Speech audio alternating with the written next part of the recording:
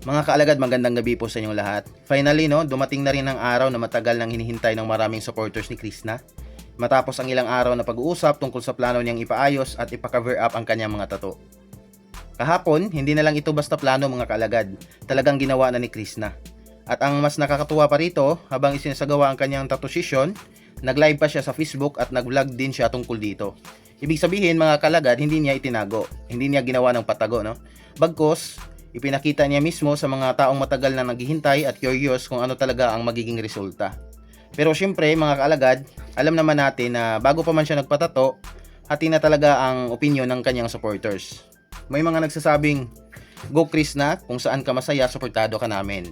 Pero mayroon din namang supporters na nagsasabing, "Sayang naman ang tattoo mo. Mas okay sana kung hindi mo na tinuloy."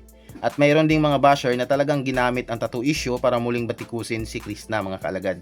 Pero sa kabila ng lahat ng yon, tuloy pa rin si Krishna. Mga kaalagad, gusto kong simulan dito, no? Hindi naman natin kailangang magpanggap na lahat ng supporters ni Krishna ay sang-ayon sa kanyang desisyon. Hindi. May mga tunay na supporters din siyang tutol sa cover-up tattoo. At valid naman yon. Kung may supporter na nagsasabing, "Hindi ko gusto yung tattoo," okay lang. May sarili siyang taste, may sarili siyang preference. At dahil supporter siya ni Krishna, hindi ibig sabihin kailangan niyang sang-ayunan ang bawat desisyon ni Krishna. Diyan natin makikita ang difference ng supporting a person at agreeing with everything a person does.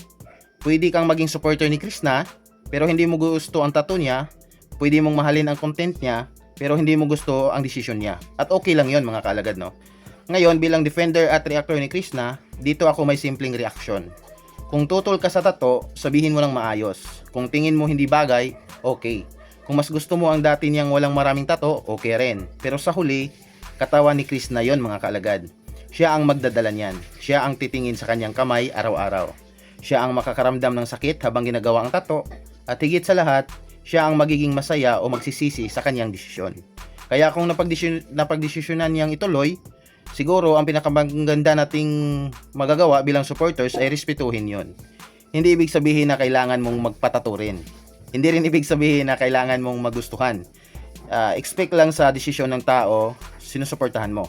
Isa sa nagustuhan ko sa ginawa ni Krishna kahapon mga kalagad, hindi niya itinago ang proseso. Nag-live siya, nag-vlog siya kanina, at in-update niya ang mga taong naghihintay sa kanyang tattoo journey.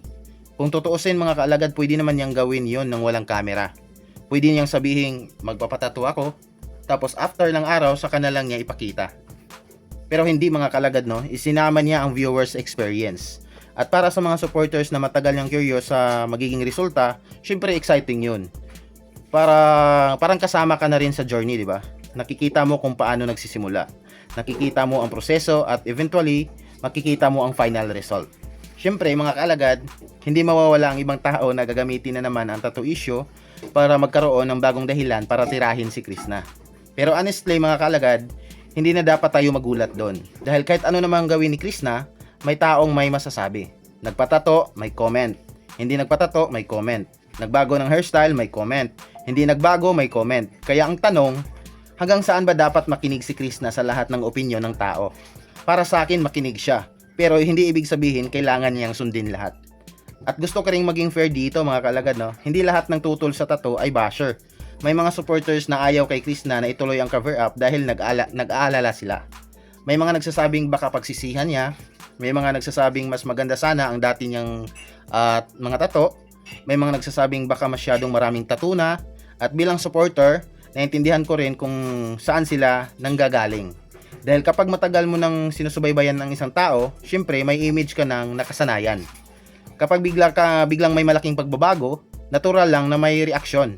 Pero pagkatapos nating maipahayag ang opinion natin, kailangan din nating tanggapin na hindi tayo ang final decision maker. Ito ang isang bagay na gusto kong bigyang diin dito mga kalagad. Hindi naman sinabi ni Krishna na kapag supporter kita, dapat gusto mo ang tattoo ko. Wala naman siyang ganong obligasyon. Hindi niya kailangang pilitin ang lahat na gustuhin ang kanyang desisyon mga kalagad. At yun din ang dapat nating tandaan bilang supporters. Hindi natin pag-aari ang isang content creator dahil supporter tayo. Pwede tayong magbigay ng advice, pwede tayong magbigay ng opinion, pwede tayong magsabi ng concern, pero hindi natin pwedeng kontrolin ang buhay niya. At dito ako pinakanatuwa mga kalagad.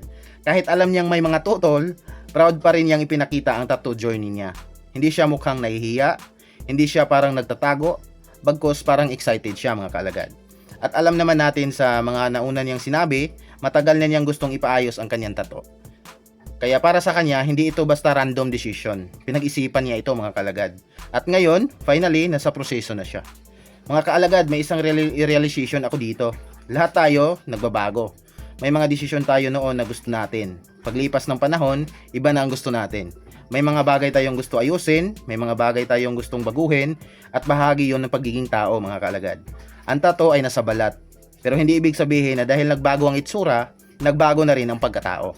Kung mag-cover up si Krishna, hindi ibig sabihin na ibang Krishna na siya. Siya pa rin yung taong napanood natin. Siya pa rin yung madaldal, siya pa rin yung palabiro, siya pa rin yung gumagawa ng vlog.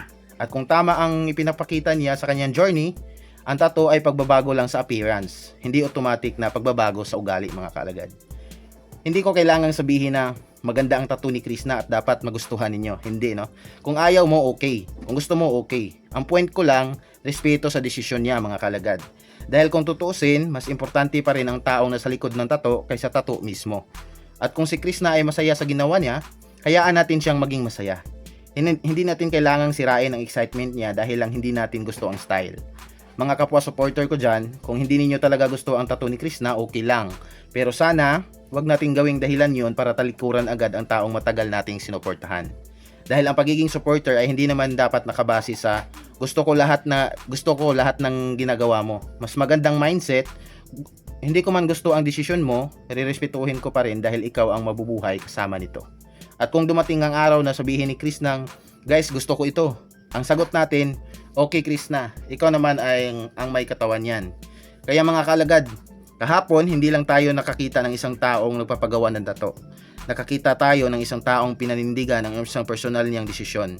Kahit alam niyang hindi lahat ng supporters niya ay sang-ayon, may mga pabor, may mga tutol, may mga nag-aalala, may mga basher, pero sa gitna ng lahat ng yon, tuloy pa rin si Krishna. At yun ang gusto kong makita mga kalagad. Hindi dahil kailangan nating magustuhan ang tato, kundi dahil nakita natin na marunong siyang gumawa ng sarili niyang desisyon at panindigan ito. At para naman sa mga supporters na hindi sang-ayon, okay lang yon. Hindi natin kailangang mag-away dahil sa tato. Iba-iba tayo ng taste. Ang mahalaga, may respeto. At para kay Krishna, kung masaya ka sa ginagawa mo, enjoy mo lang ang bagong chapter na ito. Ipakita mo sa amin ang final result kapag ready ka na. Dahil matapos ang lahat ng debate, lahat ng comments at lahat ng opinions, ikaw pa rin ang magsusuot ng tattoo na iyan. At bilang supporter, hindi naman kailangang pareho tayo ng opinion para patuloy kitang suportahan. Kaya congratulations Krishna, tinuloy mo ang gusto mong gawin. Ngayon, hintayin natin ang final reveal.